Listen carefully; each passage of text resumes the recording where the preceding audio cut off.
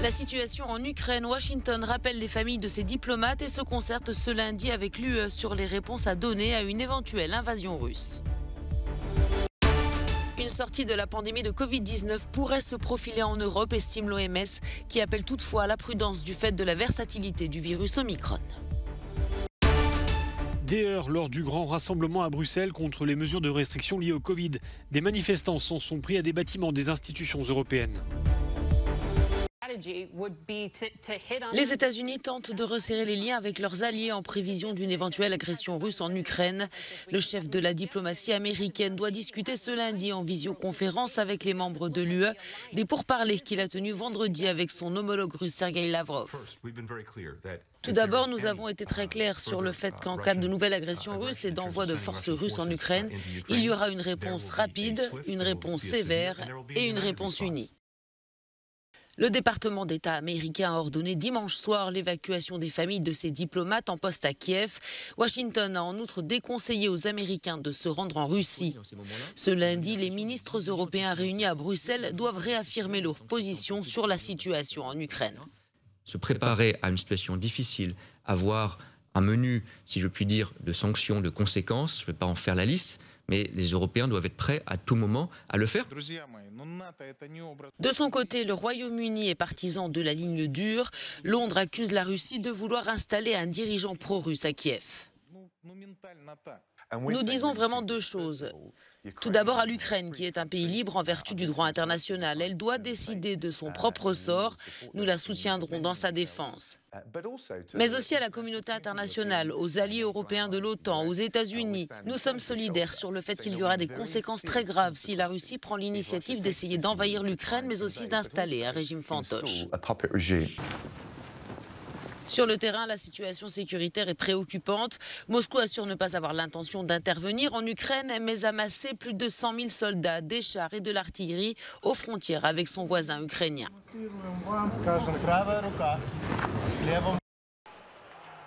Des manifestants qui s'en prennent à des bâtiments des institutions européennes. Ces scènes ont été filmées ce dimanche après-midi à Bruxelles.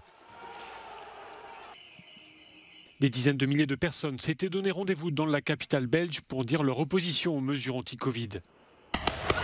Des heurts ont éclaté près du siège de l'Union européenne, dans le parc du Cinquantenaire. Jets de pierre d'un côté et tirs de gaz lacrymogène et canons à eau de l'autre. Plusieurs manifestants ont été interpellés.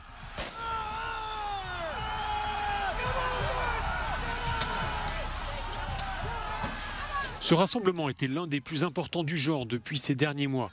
Des manifestants étaient venus de plusieurs pays européens pour dire leur hostilité aux restrictions liées à la pandémie de Covid-19. Dans leur viseur notamment, les passes sanitaires et vaccinaux mis en place dans de nombreux pays. Une entrave à la liberté, estiment ces protestataires, certains allant jusqu'à dénoncer, je cite, une dictature sanitaire. Liberté, liberté. Une sortie de la pandémie de Covid-19 pourrait se profiler en Europe 2 ans après l'apparition de ce virus sur le vieux continent. C'est ce qu'estime l'Organisation mondiale de la santé, qui avance aussi que le Covid-19 pourrait se transformer en maladie saisonnière dans les mois à venir. Une fois que la vague Omicron sera calmée, il y aura pendant quelques semaines et quelques mois une immunité globale, soit grâce au vaccin, soit parce que les gens seront immunisés en raison de l'infection et aussi une baisse en raison de la saisonnalité. Nous prévoyons donc une période de calme avant que le Covid-19 ne revienne vers la fin de l'année, mais pas nécessairement dans une dynamique de pandémie. Il est plausible que la région se rapproche d'une fin de la pandémie, non pas une fin du Covid-19, mais une fin de pandémie. Certains pays, comme la France par exemple, ne baissent pas la garde pour autant. Ainsi bien que largement critiqué, le pass vaccinal, arme du gouvernement contre le variant Omicron, remplace ce lundi le pass sanitaire et devient obligatoire pour les personnes de plus de 16 ans souhaitant se rendre au restaurant ou prendre le train. Le pass vaccinal qui a encore été vilipendé par des milliers de personnes samedi dans des manifestations. Le variant Omicron, qui pourrait contaminer 60% des Européens d'ici mars, continue à sévir très fort en Pologne, qui fait face à une flambée des infections. Le pays a enregistré plus de 34 000 nouveaux cas entre samedi et dimanche, soit une augmentation de 132% par rapport à la semaine dernière. La Pologne qui enregistre le taux de vaccination le plus faible d'Europe. Qui pour succéder à Sergio Mattarella? Le mandat de l'actuel président italien touche à sa fin et l'élection présidentielle s'ouvre ce lundi à Rome. À 80 ans, Sergio Mattarella a indiqué qu'il ne briguerait pas un nouveau mandat. Le favori pour le remplacer, c'est Mario Draghi, l'ancien chef de la Banque centrale européenne. Âgé de 74 ans, il dirige un gouvernement d'union nationale, ce qui fait de lui une personnalité assez consensuelle. Mais s'il est élu, se posera la question de qui pour le remplacer au poste de Premier ministre. De son côté, Silvio Berlusconi a un temps caressé l'idée d'être président de la République, un poste honorifique idéal pour une fin de carrière. Mais il a renoncé samedi à sa candidature. Ses problèmes de santé n'y sont peut-être pas étrangers. Le scrutin présidentiel qui s'ouvre ce lundi ne concerne que les sénateurs, les députés et des représentants régionaux. Pour être élu, il faut obtenir les 2/3 des voix. Si aucun candidat n'est élu lors des 3 premiers tours, alors il faut décrocher la majorité absolue. Le vote se déroulant à bulletin secret, l'issue du scrutin est souvent difficile à prévoir. Les Portugais se rendent aux urnes pour élire leurs représentants. À cause de la pandémie, une partie des électeurs a commencé à voter par anticipation ce dimanche pour les élections législatives du 30 janvier. Près de 315 000 personnes se sont inscrites pour le vote anticipé, dont le favori des élections, le Premier ministre socialiste António Costa, qui a voté ce dimanche matin à Porto. Le vote, c'est le moment le plus important de la démocratie. C'est un moment unique où seuls les citoyens décident du résultat de l'élection en désignant leurs représentants et de ce qu'ils veulent pour leur avenir. Je veux donc lancer un appel à tous les Portugais pour qu'ils exercent leurs droits civiques en votant aujourd'hui s'ils ont été enregistrés pour le vote anticipé ou la semaine prochaine.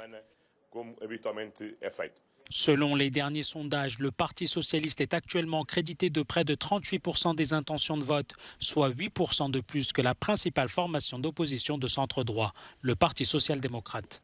Ce scrutin, organisé après le rejet du budget 2022 de l'exécutif minoritaire, est le 3e que le Portugal organise en pleine pandémie de Covid-19.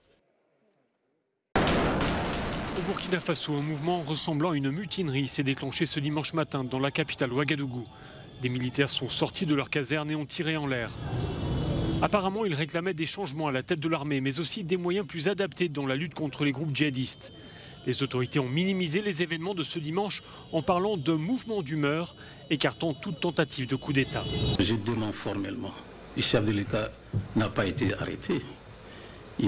Aucune institution de la République n'a été pour le moins inquiétée. Donc, comme je l'ai dit, ces mouvements sont localisés, sont circonscrits et nous suivons l'évolution de ces mouvements-là. Et nous demandons donc à notre armée de demeurer républicaine, de continuer à exécuter ses missions de protection de nos territoires et des populations.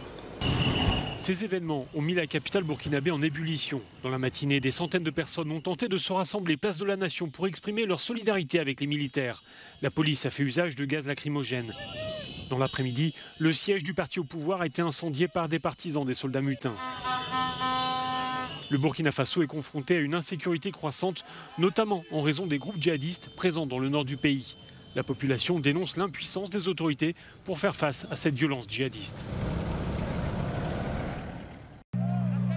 Sébastien Loeb entre un peu plus dans l'histoire du sport automobile. En remportant ce dimanche le rallye de Monte-Carlo, le Français est devenu à bientôt 48 ans le pilote le plus âgé vainqueur en championnat du monde WRC.